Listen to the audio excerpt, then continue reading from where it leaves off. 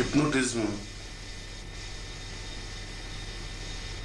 या सम्मोहन विज्ञान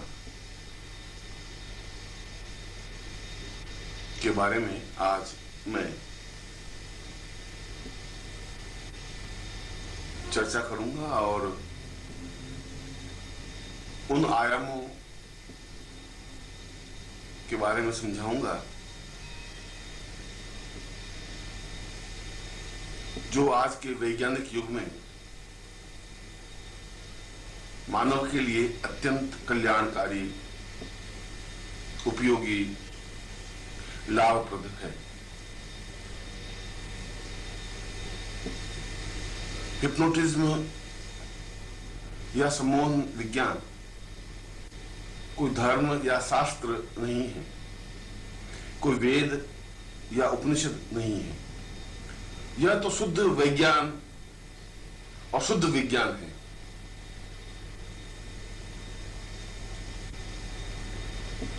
जिसे भारत में तो अपनाया ही जा रहा है। पूरे विश्व में इसका प्रयोग और इसके लाभ उठाए जा रहे हैं। सही अर्थों में कहा जाए तो सम्मोहन विज्ञान आने वाले युग का विज्ञान है। एक ऐसा विज्ञान है जिससे आने वाला समय, आने वाला युग प्रभावित होगा। करोड़ों करोड़ों व्यक्ति इससे लाभान्वित होंगे और जीवन की समस्याओं, जीवन की बाधाओं और जीवन की अड़चनों को इस विज्ञान के माध्यम से दूर किया जा सकेगा।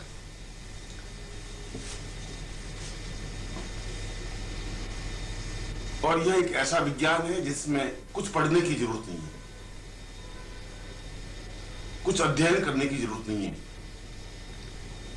यह एक ऐसा विज्ञान है जो कम पढ़े लिखे या नहीं पढ़े लिखे व्यक्ति भी इसका लाभ उठा सकते हैं, इसका प्रयोग कर सकते हैं, दूसरों पर इसके प्रभाव को देख सकते हैं।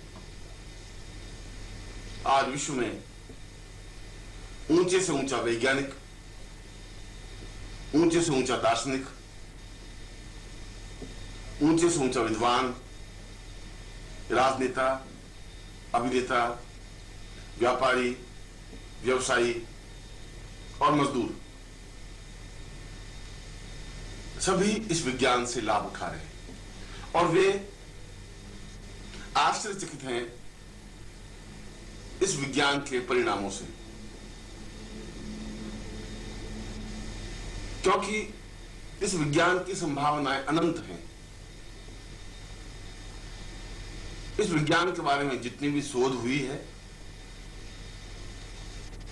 जितनी भी नवीन खोज हो रही है, वे मानव जाति के लिए वरदान स्वरूप सिद्ध होती जा रही है। और मानव यह एहसास करने लगा है कि वास्तव में ही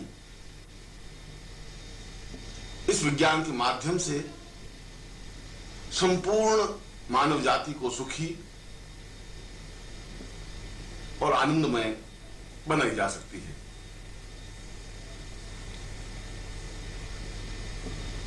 पहले तो यह कि यह सम्मोहन विज्ञान है क्या, इसे संक्षेप में समझना जरूरी है। मैं इसके इतिहास पर नहीं जा रहा हूं। मैं यह भी नहीं समझाने जा रहा हूं कि इसका प्रादुर्भाव कब और कैसे हुआ। मैं तो यह समझाने जा रहा हूं कि यह क्या है और इसका उपयोग किस प्रकार से किया जा सकता है। मैंने हजारों लाखों व्यक्तियों पर इस विज्ञान का प्रयोग किया है और इसके अत्यंत अनुकूल परिणाम प्राप्त हुए हैं। 100% अनुकूलताएं इस विज्ञान के माध्यम से प्राप्त हुई हैं। जो गुत्थियां, जो समस्याएं अन्य किसी भी तरीके से हल नहीं हो पा रही थीं, उन समस्याओं और गुत्थियों को भी इस विज्ञान के माध्यम से हल करने का प्रयत्न किया है और सफलता पाई है। मानव मन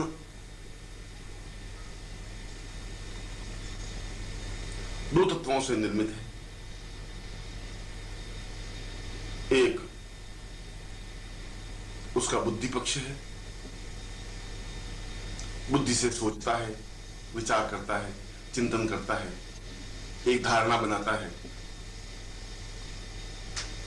और किसी के प्रति एक आयाम स्थापित करता है। इस बुद्धि की वजह से ही उसके मन में क्रोध, घृणा, ईर्ष्या, प्रेम, मातृत्व, दुख और सुख की पीड़ा का अनुभव होता है। बुद्धि ही यह सोचती है कि यह मेरा परिवार है, यह मेरा बेटा है, यह मेरी पत्नी है, यह मेरी प्रेमिका है, यह मेरी मां है। और बुद्धि ही सोचती है कि यह मेरा शत्रु है, मुझे इसको समाप्त कर देना है, मुझे इसको पीड़ा पहुंचानी है। और जब वह पीड़ा नहीं पहुंचा पाता तब दुखी होता है, संतप्त होता है, पीड़ित होता है। और दूसरा तत्व हृदय या मन है। हृदय तो विज्ञान की परिभाषा में एक धड़कता हुआ मांसपिंड है जो रक्त को साफ कर पूरे शरीर में प्रवाहित करता है। इसके अलावा उसका कोई उपयोग नहीं है। कवियों ने जो हजारों हजारों गीत और शेर व शायरी लिखी है हृदय पर, वे तो इन शायरों और कवियों की एक कल्पना है। विज्ञान तो कहता है कि हृदय में ऐसे संचारी भाव नहीं होते, मगर हृदय के साथ साथ एक मन भी होता है और मन के द्वारा ही आदमी प्रेम करता है। मन के द्वारा ही उसके मन में कुछ विचार घर कर जाते हैं जो वह सभ्यता की वजह से कह नहीं पाता। उदाहरण के लिए, यदि उसकी पत्नी से उसकी लड़ाई झगड़ा हो जाता है, मतभेद हो जाते हैं, तो वह समाज के सामने कुछ नहीं कहता, क्योंकि बुद्धि कहती है कि यदि तुमने समाज के सामने अपनी समस्या को या अपने इस नफरत को, पत्नी के प्रति घृणा को रखा तो समाज में बदनाम हो जाओगे। और जब वह अपनी पत्नी के साथ बाहर निकलता है सोसाइटी में, समाज में, तो प्रसन्नता के साथ निकलता है, हाथ में हाथ डाल करके निकलता है और ऐसा व्यक्त करता है कि जैसा उससे, उस पत्नी से उसका अत्यंत प्रेम हो। परंतु उसके प्रति जो घृणा है वह उसके मन में जम जाती है, मन में एक आक्रोश हो जाता है। और जब घृणा पैदा हो जाती है तो घृणा अपने आप में प्रतिशोध को जन्म देती है कि मैं किस तरीके से पत्नी को पीड़ित करूं, किस तरीके से ठेस पहुंचाऊं। और वह अपनी पत्नी को कुछ कटु वाक्य बोलता है, प्रताड़ित करता है, उसकी इच्छाएं पूरी नहीं करता और हर ऐसा कार्य करता है जिससे पत्नी को पीड़ा या तकलीफ पहुंचे। यह मन का वेग है, ऐसा मन के द्वारा करता है। किसी से प्रेम है तो बुद्धि कहती है कि इस प्रेम की अभिव्यक्ति नहीं होनी चाहिए क्योंकि समाज में बदनामी का डर है, मगर वह प्रेम उसके मन में छिपा रहता है।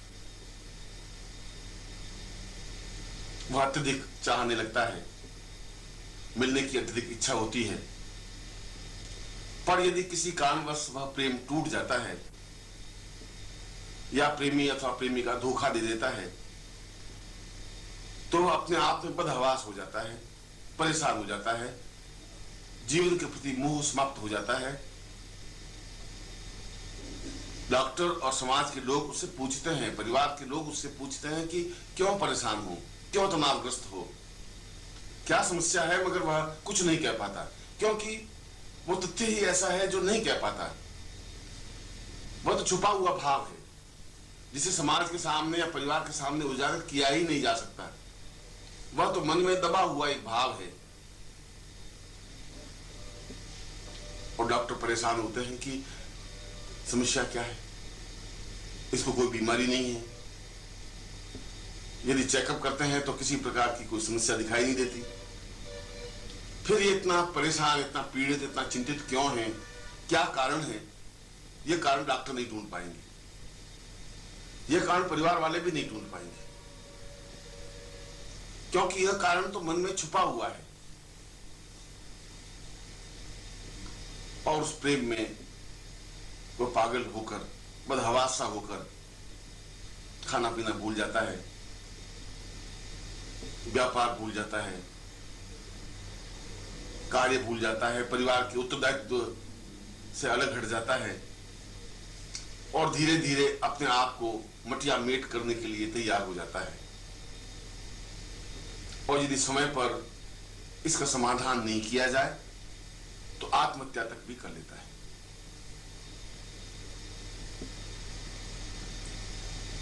ऐसी स्थिति में कोई चिकित्सा विज्ञान तो उसकी सहायता नहीं कर सकता। चिकित्सा विज्ञान के पास इसका कोई उत्तर है ही नहीं।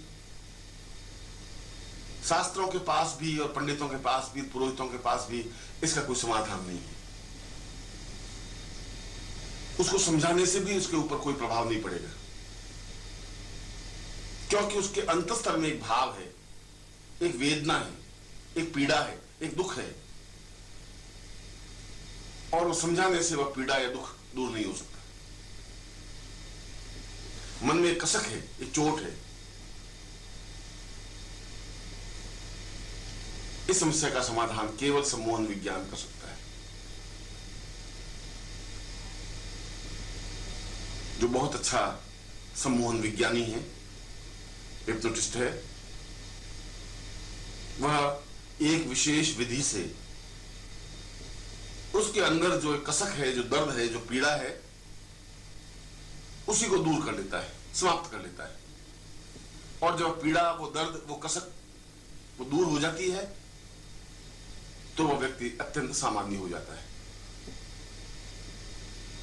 फिर उसके मन में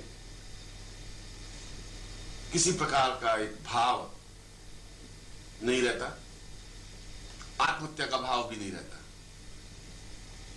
फिर वो आत्महत्या नहीं करता। और इस प्रकार से, इस विज्ञान के माध्यम से हिप्नोटिस्ट आत्महत्या को उतारू एक व्यक्ति को बचा लेता है, उसको जिंदगी प्रदान कर लेता है। एक बालक या बालिका, विद्यार्थी परीक्षा में असफल हो जाता है और उसे चारों तरफ अंधेरा ही अंधेरा दिखाई देने लगता है। ऐसा लगता है कि जैसे समाज में और घर में उसकी आलोचना हो रही है, उसको तिरस्कार की दृष्टि से देखा जाने लगा है, साथियों में उसकी हंसी उड़ाई जा रही है। वह अपने आप में उपेक्षा का भाव लेकर विचरण करता है और गुमसुम हो जाता है, न किसी से मिलता है, न किसी से बात करता है, और एक हीन भावना उसके मन में जम जाती है कि मैं कुछ भी नहीं कर सकता, मैं एक बेकार व्यक्ति हूं, मैं उन्नति कर ही नहीं सकता, मैं निकृष्ट व्यक्ति हूं। और ये भाव धीरे धीरे उसको पतन की ओर अग्रसर कर लेते हैं। माँ बाप समझाते हैं, पूछते हैं क्या बात है, वह नहीं कह पाता। संगी साथी पूछते हैं तो वह समझता है कि मेरा उपहास किया जा रहा है, उनको भी वह नहीं बताता। और ऐसी स्थिति भी आ जाती है कि वह विद्यार्थी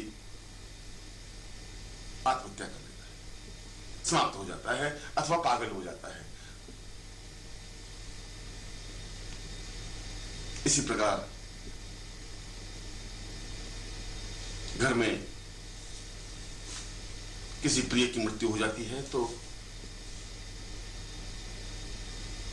एक शोकाकुल वातावरण बन जाता है। कल्पना करें कि एक नवविवाहिता पत्नी जिसकी शादी हुए अभी 1 साल भी नहीं हुआ है और किसी दुर्घटना में उसके पति की मृत्यु हो जाती है, तो वह पत्नी उस सदमे को नहीं झेल पाती, बदहवासी हो जाती है, चीत्कार करने लग जाती है और अधिकांश स्थिति में वह पागल हो जाती है। उसका दिमाग अस्त व्यस्त हो जाता है, अव्यवस्थित हो जाता है। ऐसी स्थिति में और कोई इलाज नहीं है। मस्तिष्क का इलाज करने वाले डॉक्टरों के पास इसका कोई उपाय नहीं है।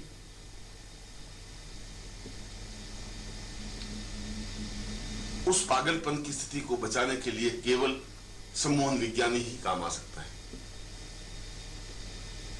क्योंकि उसके मन में यह बात घर कर जाती है कि मेरा जीवन बर्बाद हो गया है, जिसको मैं इतना प्रेम करती थी, जो मेरा पति था, वही समाप्त हो गया, मेरी वजह से समाप्त हो गया।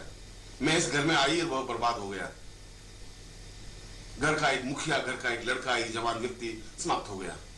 वह अपने आप को अपराधी नहीं महसूस करने लगती है, समाज को गालियां देने लगता है, ससुराल वाले उसका तिरस्कार करने लग जाते हैं और वह या तो पागल हो जाती है या निश्चय ही आत्महत्या करने के लिए उतारू हो जाती है। उसे सहज सामान्य बनाने के लिए केवल मात्र सम्मोहन विज्ञान ही काम कर सकता है। हिप्नोटिज्म के माध्यम से, सम्मोहन विज्ञान के माध्यम से उसके जीवन को निश्चय ही अनुकूल बनाया जा सकता है।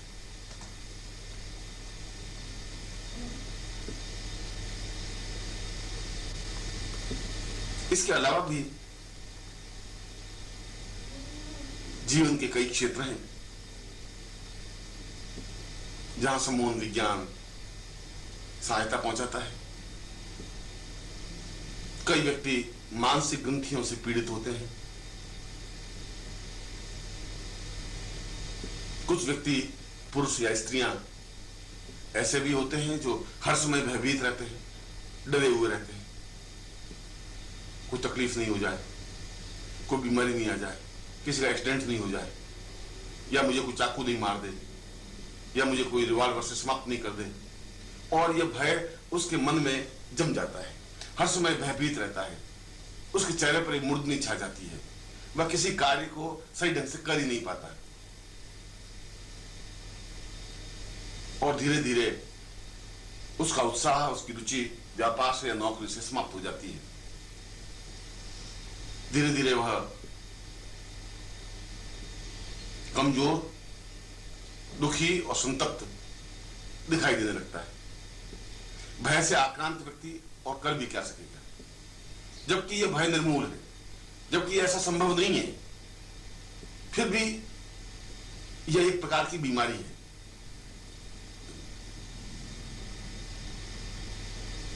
इस भय की बीमारी से व्यक्ति को निजात सम्मोहन विज्ञान के माध्यम से दी जा सकती है। उसके मन से भय निकाला जा सकता है कि तुम्हें कोई गोली मार देगा या कोई चाकू मार देगा या कोई दुर्घटना हो जाएगी या तुम परेशानी में फंस जाओगे। बिना भय के निर्भय उसे बनाया जा सकता है।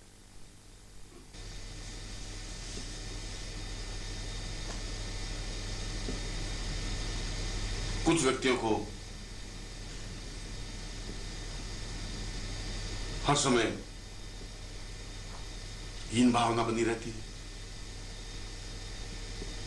मैं बेकार हूं, मैं जीवन में कुछ नहीं कर सकता, मैं असफल हूं, जिंदगी के हर क्षेत्र में असफल हूं, न मैं अच्छी तरह से पढ़ाई कर सका, न मेरा ग्रस्त जीवन सुखी है, न मैं संपन्न हूं, न मैं स्वस्थ हूं। और यह हीन भावना उसके मन में इस ढंग से जम जाती है स्वतः अकारण कि धीरे धीरे वह बीमार पड़ जाता है, पीला पड़ जाता है, चेहरा मुरझा जाता है, भले यौवन में भी वह वृद्ध दिखाई देने लगता है। चिकित्सा विज्ञान के पास इसका कोई उपाय, इलाज नहीं है। इसका इलाज केवल सम्मोहन विज्ञान के माध्यम से ही उसके मन से इस हीन भावना को निकाल देने से है। एक विशेष विधि से उसकी हीन भावना को निकाल दिया जाता है और वह पुनः स्वस्थ अनुभव करने लग जाता है।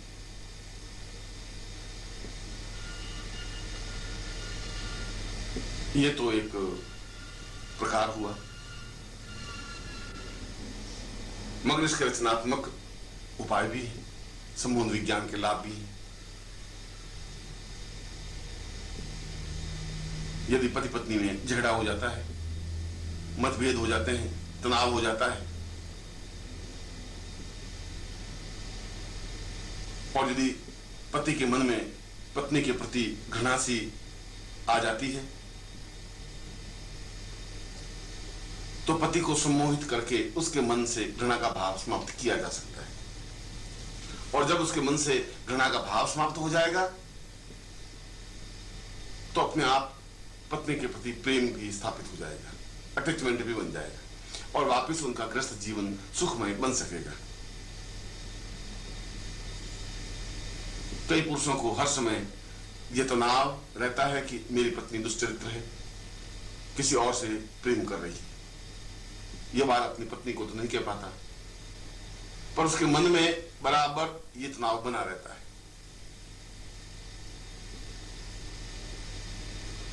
इसके फलस्वरूप पति पत्नी के बीच जबरदस्त कलह और दीवार खड़ी हो जाती है। पत्नी समझ नहीं पाती कि मैं अपने पति को किस प्रकार से संतुष्ट कर सकूं, किस प्रकार से कन्विंस कर सकूं, कैसे समझा सकूं कि ऐसी कोई बात नहीं है। समझाने से तो उसका संदेह और बढ़ जाता है, वह संदेहशील हो जाता है।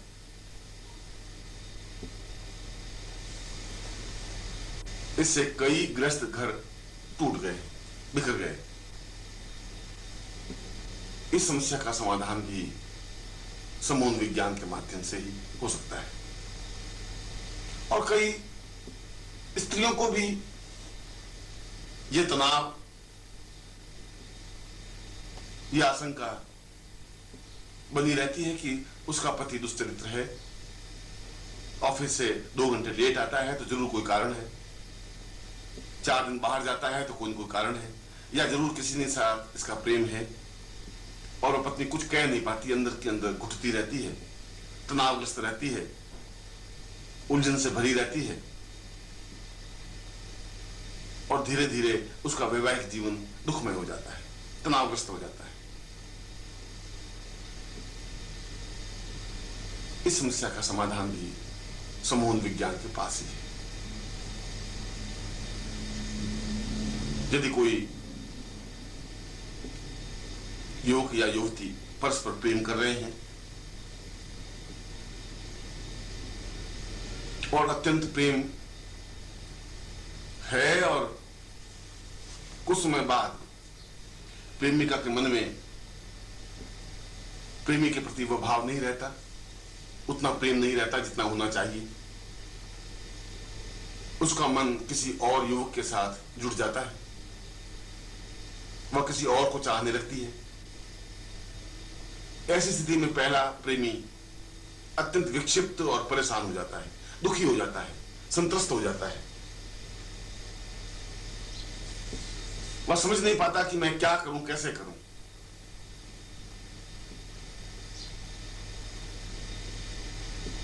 ऐसी स्थिति में भी संबंध विज्ञान ही सहायता कर सकता है। वह उस प्रेमिका के मन से उस दूसरे प्रेमी के बिंब को या आकर्षण को समाप्त कर सकता है। वह भाव ही निकाल सकता है कि यह दूसरा प्रेमी उसके लिए ज्यादा अनुकूल या सुखदायक है। और पहले प्रेमी के साथ, जिसके साथ उसके संबंध थे, उसके प्रति अनुरक्ति उसके मन में पैदा की जा सकती है, प्रेम पैदा किया जा सकता है और इससे एक पागल होते हुए योग को बचाया जा सकता है, एक जोड़े को सुखमय बनाया जा सकता है।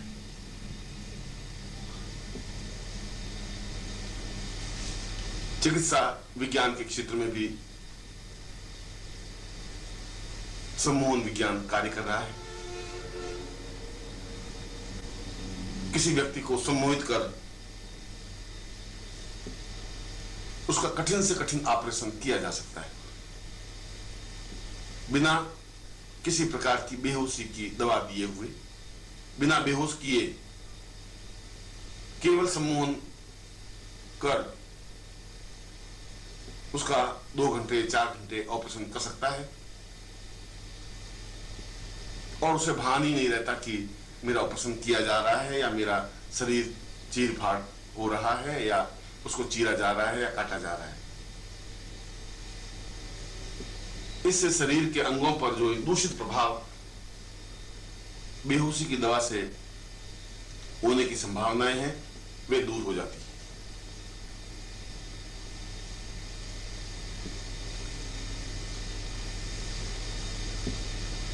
इसके अलावा इस सम्मोहन विज्ञान के माध्यम से किसी पुरुष या किसी भी युवती को अपने अनुकूल बनाया जा सकता है, उसके मन में यह भावना करके कि इसके प्रति इसकी अनुरक्ति बढ़े, प्रेम बढ़े, वह इसको चाहने लगे, टूट कर चाहने लगे। उसके प्रति उसके मन में एक आकर्षण पैदा किया जा सकता है, एक सम्मोहन पैदा किया जा सकता है। कठोर से कठोर हृदय के पुरुष को भी इस सम्मोहन विज्ञान के माध्यम से अपने अनुकूल बनाया जा सकता है। कठोर हृदय वाली स्त्री को भी इस सम्मोहन विज्ञान के माध्यम से अपने अनुकूल बनाया जा सकता है और जीवन भर अपने अनुकूल रखा जा सकता है। उससे मनचाहा कार्य संपन्न करवाया जा सकता है।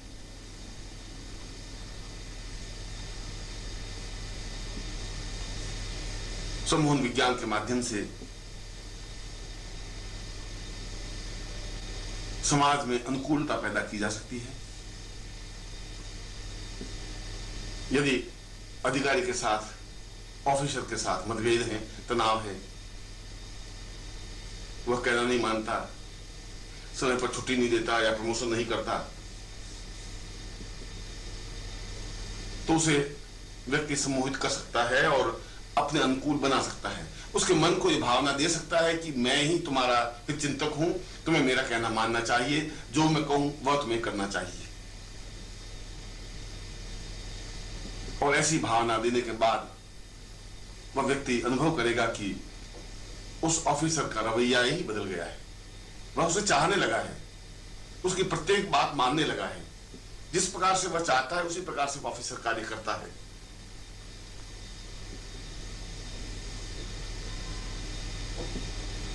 व्यापार के क्षेत्र में तो सम्मोहन विज्ञान की अनंत संभावनाएं हैं, क्योंकि उसमें तो हर समय बातचीत के माध्यम से लेन देन किया जाता है। टेंडर लिया जा सकता है, ठेका लिया जा सकता है, एजेंसी ली जा सकती है, अपने अनुकूल निर्णय करवाए जा सकते हैं, मीटिंग में वातावरण अपने अनुकूल बनाया जा सकता है।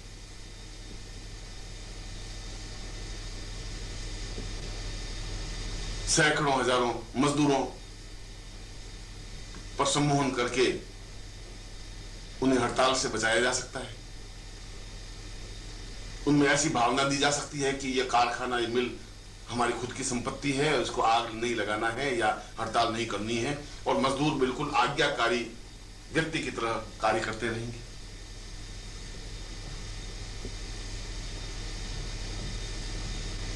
इस सम्मोहन विज्ञान के द्वारा यदि किसी व्यक्ति को शराब का व्यसन है, बहुत ज्यादा शराब पीने लगा है, अपने जीवन को खोखला बना रहा है, तो भी उसे यह भावना दी जा सकती है कि यह शराब उसके स्वास्थ्य के लिए हानिकारक है, शराब को छोड़ देना है, और सम्मोहन विज्ञान के माध्यम से उससे शराब की लत छुड़वाई जा सकती है। समाज में पग पग पर सम्मोहन विज्ञान का सहारा लिया जाने लगा है। इससे सिगरेट की लत छुड़ाई जा सकती है, हमेशा के लिए सिगरेट पीना बंद कराया जा सकता है, यदि कोई व्यक्ति वैश्यागामी है तो इस बुरी आदत से उसे छुटकारा दिलाया जा सकता है। यदि कोई व्यक्ति बेहद खर्चीला है, अपव्ययी है, तो उसे सही सुझाव देकर के उसको अनुकूल बनाया जा सकता है। दुष्ट से दुष्ट व्यक्ति को सुधार कर सही सामाजिक व्यक्ति बनाया जा सकता है।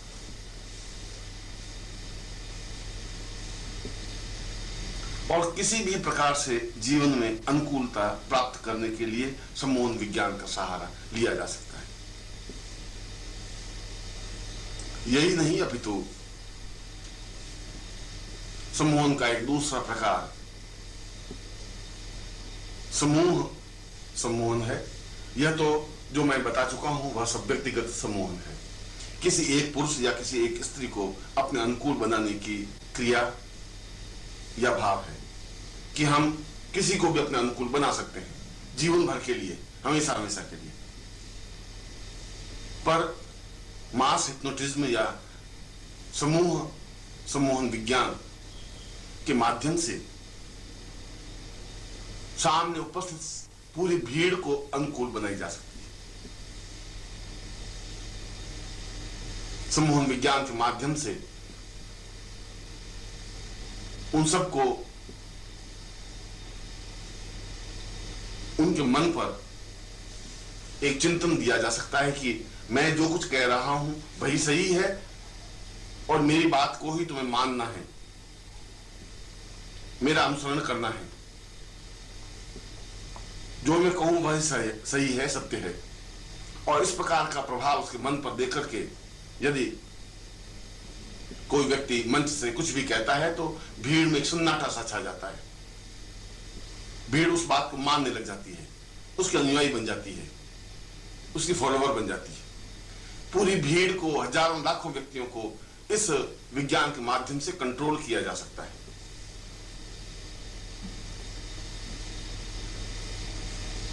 मजदूरों को अनुकूल बनाया जा सकता है, ग्राहकों को आकर्षित किया जा सकता है।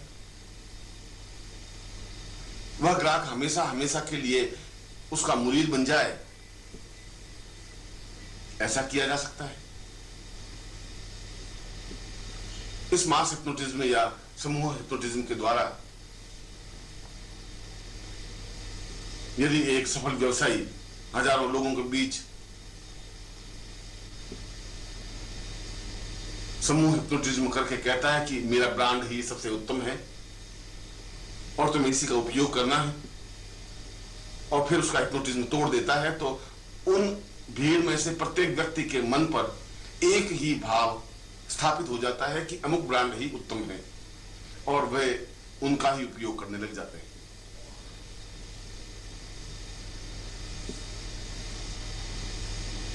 सामने वाले के मन में एक आकर्षण पैदा किया जा सकता है स्वयं के बारे में। पत्नी के मन में यह भावना दी जा सकती है कि मैं तुम्हारा पति बहुत सुंदर और तुम्हारे लिए उपयोगी हूं। प्रेमिका के मन में यह भावना दी जा सकती है कि मेरे अलावा तुम्हें और कोई प्यार कर ही नहीं सकता और तुम किसी और को चाहोगी ही नहीं। पुत्र के मन पर यह भावना दी जा सकती है कि तुम गलत कार्य नहीं करोगे या हड़ताल में भाग नहीं लोगे या पढ़ाई में ध्यान दोगे या प्रेम के चक्कर में नहीं पड़ोगे। कोई लड़की किसी पर पुरुष या दूसरे जाति के किसी पुरुष से प्रेम करने लगी है और घर में समझाने बुझाने से भी सही रास्ते पर नहीं आ रही है, तो सम्मोहन के माध्यम से उसके चित्त पर, मन पर एक प्रभाव दिया जा सकता है कि वह उस युवक को भूल जाए और जहां माता पिता कहें वहीं शादी करे। ऐसा कहकर या ऐसी भावना देकर उसके मानस से उस विजातीय प्रेमी का बिंब हमेशा के लिए समाप्त किया जा सकता है। ऐसी भावना देने से जो नित्य हजारों बलात्कार होते हैं, जो भागने की घटनाएं होती हैं, वे समाप्त हो जाएंगी। समाज ज्यादा सुखदायी बन जाएगा, ज्यादा आनंददायक बन जाएगा, ज्यादा मधुर बन जाएगा। और हिप्नोटिज्म का तीसरा प्रकार सेल्फ हिप्नोटिज्म या स्वयं को सम्मोहित करने की क्रिया है। यदि उसके मन में हीन भावना है कि मैं अच्छा बोल नहीं सकता, यह कॉम्प्लेक्स है, तो अपने आप को हिप्नोटाइज करके अपनी इस हीन भावना से छुटकारा पा सकता है। यदि किसी के मन में यह कॉम्प्लेक्स है कि मैं सुंदर नहीं हूं, इसी वजह से सफल नहीं हो रहा हूं, तो अपने आप को सम्मोहित करके अपनी इस हीन भावना से छुटकारा पा सकता है। या स्वयं शराब पीने वाला है, या सिगरेट पीने वाला है, या व्यसनी है, या दुर्गुण से ग्रस्त है, और प्रयत्न करने पर भी उस दुर्गुण से छुटकारा नहीं मिल रहा है, तो व्यक्ति अपने आप को सम्मोहित करके अपनी बुरी आदतों को दूर कर सकता है, उससे छुटकारा पा सकता है। यही नहीं, अपितु अपने अच्छे गुणों और अच्छी आदतों को बढ़ावा दे सकता है कि मैं और ज्यादा परिश्रम करूंगा। ऐसा सम्मोहन भी अपने ऊपर किया जा सकता है। मैं जो कुछ पढ़ूंगा वह मुझे स्मरण रहेगा ही, ऐसा सम्मोहन अपने ऊपर किया जा सकता है। मैं आज से बहुत ज्यादा परिश्रम कर सकूंगा, ऐसा सम्मोहन अपने ऊपर किया जा सकता है। सैकड़ों प्रकार हैं अपने आप को सम्मोहित करने के, अपने तनावों को दूर करने के,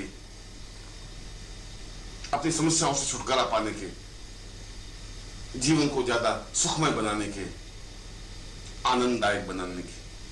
और ये सब क्रियाएं सम्मोहन विज्ञान के माध्यम से ही संभव है।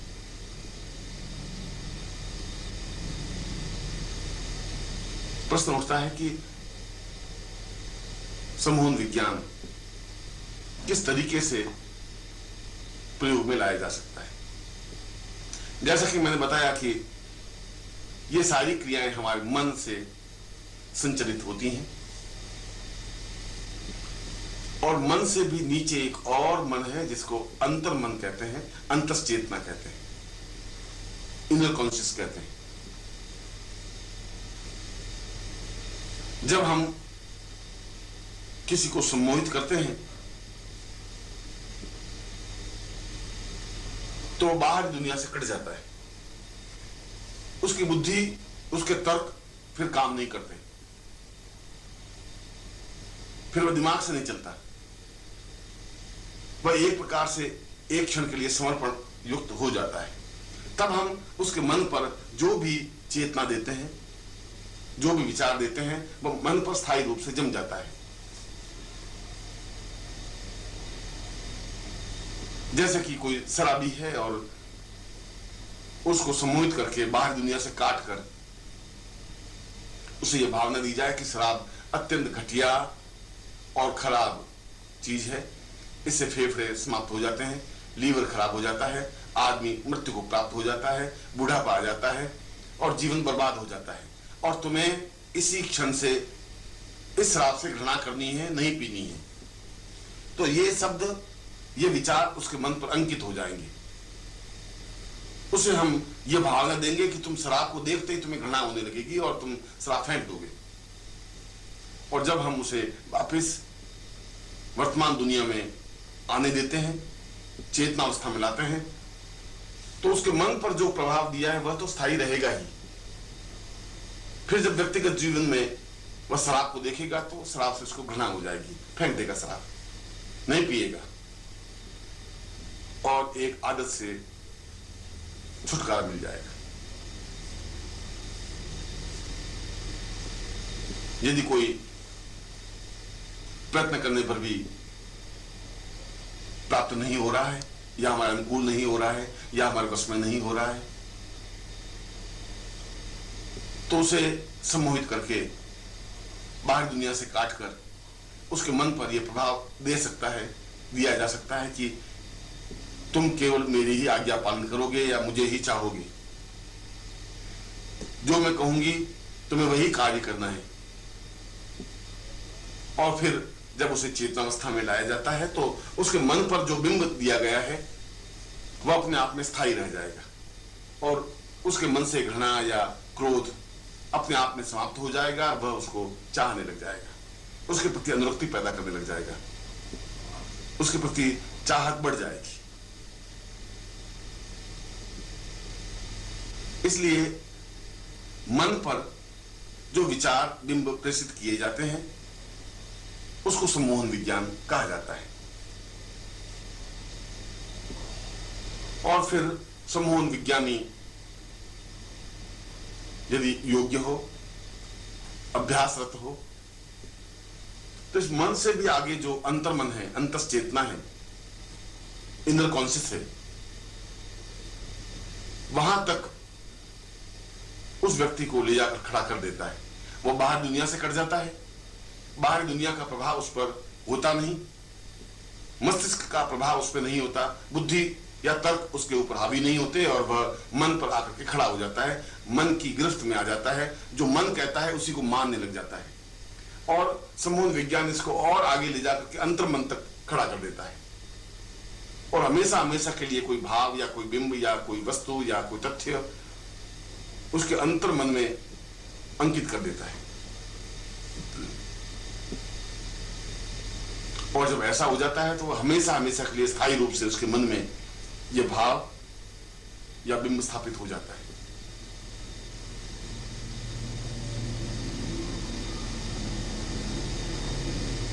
और ऐसा सहज सरल संभव है।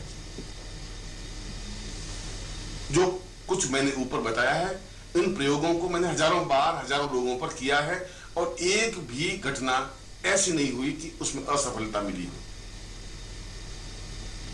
100% सफलता मिली। इससे विश्वास जमा कि सम्मोहन विज्ञान अपने आप में प्रामाणिक है, अपने आप में क्रांतिकारी है। इसके माध्यम से जिस प्रकार से भी चाहे, जो भी चाहे, कार्य संपन्न करवाया जा सकता है, किया जा सकता है। पत्थर दिल को भी अपने अनुकूल बनाया जा सकता है। किसी के भी मन में घृणा या क्रोध पैदा किया जा सकता है। यहां तक कि जज को भी अपने अनुकूल बनाया जा सकता है, वकील को भी अपने अनुकूल किया जा सकता है, ऑफिसर को अपना वशवर्ती बनाया जा सकता है, किसी पुरुष या स्त्री को अपने वश में किया जा सकता है,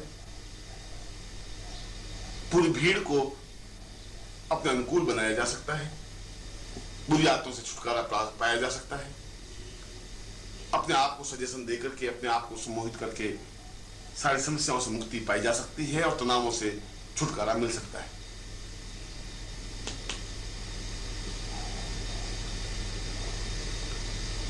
यह सम्मोहन विज्ञान कार्य कैसे करता है, सीखने का क्या प्रकार है, क्या तरीका है।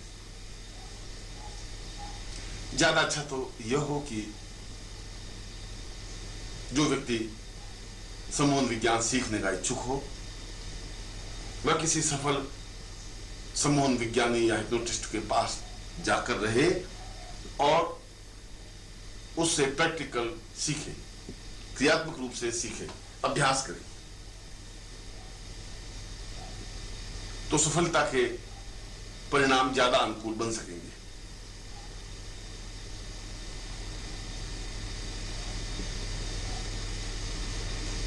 अंधा पुस्तकों के माध्यम से भी इस सम्मोहन विज्ञान को सीखा जा सकता है।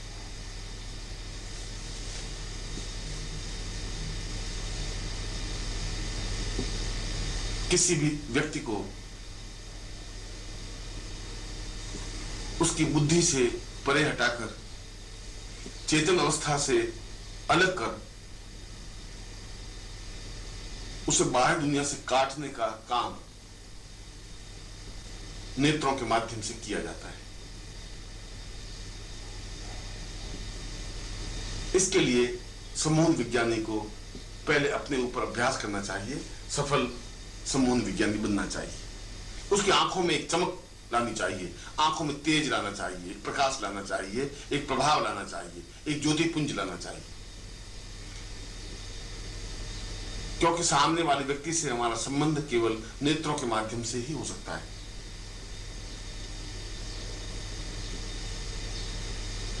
इसके लिए सबसे अच्छा तरीका यह है कि प्रातःकाल उठकर स्नान कर सामान्य और सरल कपड़े पहनकर किसी एकांत कमरे में बैठ जाए जहां बाहरी आवाज या शोरगुल बिल्कुल न हो, किसी प्रकार से कोई हस्तक्षेप न हो, कोई आवाज न हो, यह जरूरी है।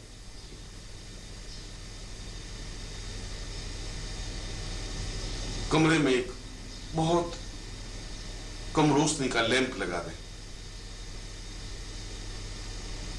हल्का सा प्रकाश कमरे में बिखरा हुआ, बहुत हल्का सा, और एक अगरबत्ती लगा दें जिससे कि कमरे का वातावरण सुखकर अनुभव हो। इसके बाद व्यक्ति जमीन पर बैठ जाए। इसके लिए कोई आसन या कोई दिशा निर्धारित नहीं है, जिस तरीके से भी वो आसानी से बैठ सकता है बैठ जाए।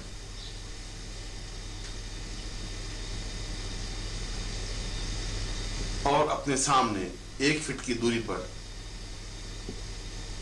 दीवार पर अपनी आंखों के ठीक सामने एक छोटा सा लाल बिंदु लगा दें। वो लाल बिंदी इतनी बड़ी होनी चाहिए जितनी कि दिखाई दे सके। इसके बाद सीखने वाले सम्मोहन विज्ञानी को चाहिए कि वह एकटक उस लाल बिंदी को देखता रहे। इसमें इस बात का ध्यान रहे कि इस देखने की क्रिया में पलक नहीं झपकाए, बिना पलक झपकाए बराबर देखते रहने की क्रिया को त्राटक कहते हैं, और यह सम्मोहन विज्ञान का आधारभूत सत्य है, त्राटक, क्योंकि इसी के माध्यम से आगे के सारे विज्ञान को समझा जा सकता है। शुरू में तकलीफ होगी, 1 मिनट या 1.5 मिनट के बाद आंखें थकने लगेंगी, आंख बंद हो जाएगी। व्यक्ति को चाहिए कि पास में पानी का लोटा रखे और उससे आंख पहुंचकर आंख को थोड़ा रेस्ट आराम देकर फिर देखने का अभ्यास शुरू करें। 2-3 बार वह अनुभव करेगा कि 2-3 मिनट तक बिना पलक झपकाए अपलक उस बिंदु को देखने में सफल होने लगा है। धीरे धीरे इस अभ्यास को बढ़ाएं। इसके लिए किसी मंत्र जप की जरूरत नहीं है, केवल क्रियात्मक पक्ष है। इस बिंदु को बराबर देखते रहने, अपलक देखते रहने की क्रिया कम से कम 32 मिनट की होनी चाहिए और ज्यादा से ज्यादा 60 मिनट का अभ्यास करना चाहिए। 32 मिनट से उसकी आंखों में सम्मोहन का भाव पैदा होने लगता है। उसकी आंखों में एक ऐसी विद्युत स्फुलिंग बनने लगती है जो सामने वाले की आंखों से उसके चित्त पर, मन पर सीधा प्रभाव पैदा करने में समर्थ होने लगती है। हम सामने वाले को प्रभावित तो उनकी नेत्रों के माध्यम से ही कर सकते हैं। ये जरूरी नहीं है कि सामने वाले को हम स्पर्श कर सके, सुला सके, भावना दे सके। हम तो उनको देखते हैं और देखते ही मन में एक भावना पैदा, चिंतन देते हैं, और जब अभ्यास 60 मिनट का हो जाएगा तो उस मौन विज्ञानी की आंखों में एक विशेष प्रकार की लपक, एक विशेष प्रकार की ऊर्जा पैदा होगी।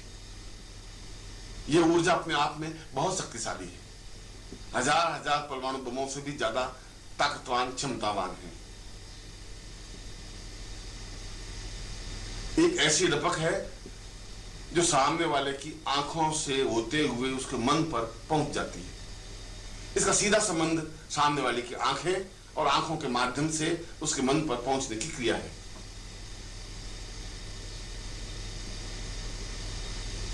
फिर अभ्यास के लिए जब उसका 32 मिनट या 60 मिनट का अभ्यास हो जाए तब वह प्रयोग करे।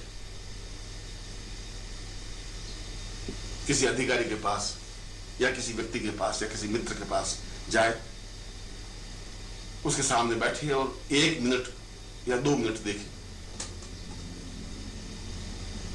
1 मिनट देखने के बाद सुझाव दे कि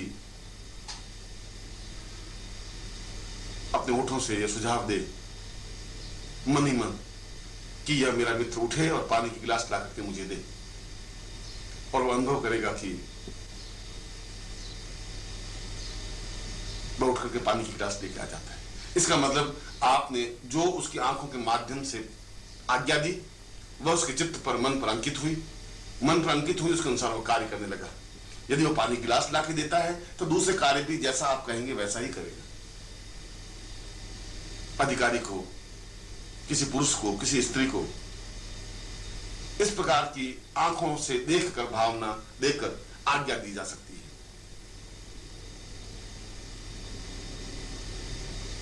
और आप आश्चर्यचकित हो जाएंगे कि आपने जो कुछ मन में आज्ञा दी, वो आपने मन में जो सोचा वो आपकी आंखों के माध्यम से उसकी आंखों में पहुंचा, उसकी आंखों से उसके मन पर पहुंचा। मन पर वह विचार अंकित हुआ कि मुझे यह कार्य करना है, और वह उसी के अनुसार कार्य करने लग जाएगा। आप दूसरा प्रयोग भी कर सकते हैं। भीड़ में जहां सैकड़ों पुरुष या स्त्रियां हों, आप किसी स्त्री या पुरुष की आंखों पर अथवा उसकी गर्दन पर या उसके पीछे के भाग में या गर्दन के पिछले हिस्से पर अपनी दृष्टि गड़ाकर मन में यह भावना दें कि यह घूमे और घूमकर मेरे पास आए और मुझे पूछे कि तुम्हारे क्या हाल चाल है। और केवल 1 मिनट गर्दन के पिछले हिस्से पर यह भावना दे। और समूह विज्ञानी यह आश्चर्यचकित रह जाएगा कि वह स्त्री घूमती है, बेचैन हो जाती है इस कार्य को करने के लिए, और वह भीड़ को चीरती हुई सीधे उस व्यक्ति के पास ही पहुंचती है और पूछती है कि आपके क्या हालचाल है।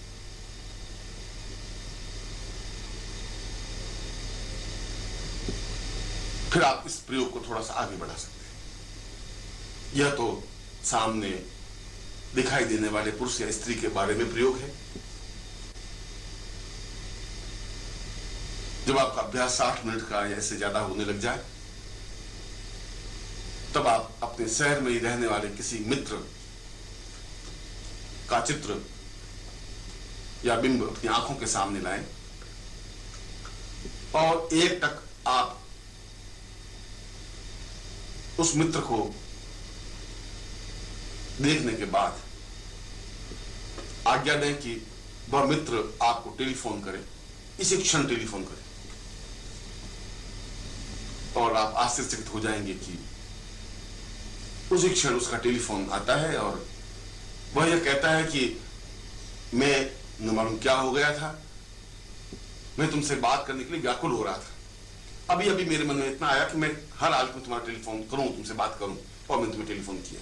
हालांकि कोई बात तो नहीं थी, मैं फिर भी तुम्हें टेलीफोन करने के लिए विवश होना पड़ा। इससे धारणा बलवती हुई कि आपने जो सुझाव दिया, जो आज्ञा दी, वह उसके मन पर इफेक्ट, प्रभाव पैदा की। कोई जरूरत नहीं कि वह व्यक्ति आपके सामने हो ही, क्योंकि इसमें दोनों तरीके से प्रयोग किया जा सकता है। वह सामने हो तभी प्रयोग किया जा सकता है और केवल उसके चित्र पर भी प्रयोग किया जा सकता है।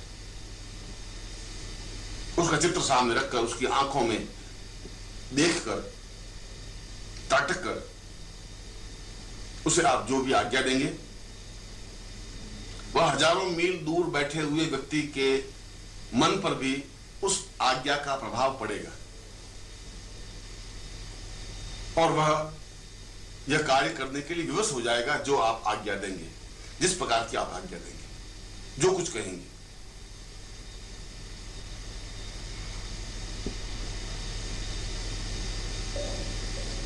कोई व्यक्ति आपके सामने सिगरेट लेकर बैठा है, सिगरेट पी रहा है, आपने एक सेकंड उसकी आंखों की तरफ देखा और मन से आज्ञा दी कि इसी समय पूरी की पूरी सिगरेट उठकर बाहर फेंक देनी है। और आप देखेंगे कि आधे सेकंड के बाद वह बेचैन हो जाएगा, छटपटाने लग जाएगा। ऐसा लगेगा कि जैसे वह अपने नियंत्रण में नहीं है, उठेगा और सिगरेट को बाहर फेंक करके जब आएगा और वापस बैठेगा तो उसको बड़ा आनंद और सुकून सा अनुभव होगा। उस एक क्षण विशेष में क्या हुआ उसको खुद को कुछ पता नहीं कि ऐसा क्यों हुआ, क्यों मुझे सिगरेट फेंकनी पड़ी।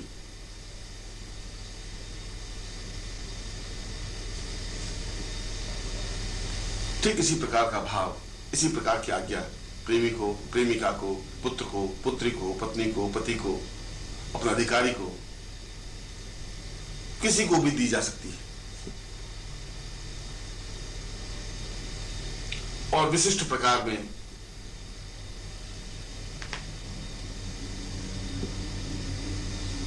किसी व्यक्ति को सम्मोहित करके उसे आप आज्ञा दें कि तुम लेट जाओगे, तो आप देखेंगे कि वह 2 क्षण में ही लेट गया है। आप आज्ञा देंगे कि तुम अपने अंतर्मन में जाओगे, वह अपने अंतर्मन में पहुंच जाता है। और फिर आप उसे जो भी आज्ञा देंगे, उसके मन में जो भी बातें होंगी, जो छुपी हुई घटनाएं होंगी, वह भी आप पूछने पर, आपके पूछने पर वो बता देगा। और जब आप कहेंगे कि अब तुम्हें इस समस्या से निजात पा जानी है, तो अपने आप को राहत महसूस करेगा। और जब वापस उसको चेतन अवस्था में लाएंगे तो वह उन समस्याओं से मुक्ति अनुभव करेगा। ऐसा तो व्यक्तिगत रूप से और क्रियात्मक रूप से आप देख ही सकते हैं। वास्तव में ही यह विज्ञान बहुत ही श्रेष्ठ है, जिसे सीखकर जीवन को अनुकूल और सुखमय बनाया जा सकता है। मैंने हजारों प्रयोग किए हैं और उसमें लाभ दिया है।